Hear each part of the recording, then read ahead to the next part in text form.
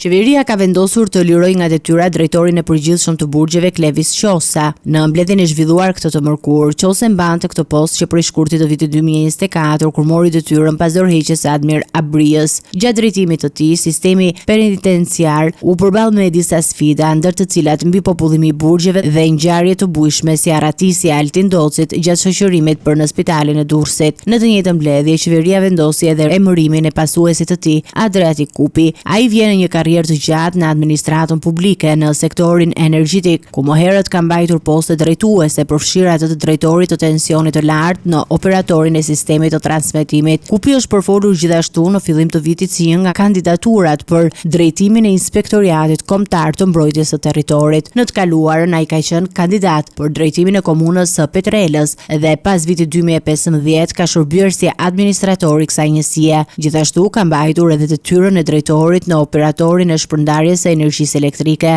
Emërimi i tij në krye të sistemit të burgjeve vjen në një moment kur pritet përmirësimi i menaxhimit dhe adresimi i problematikave të evidentuara në këtë sektor.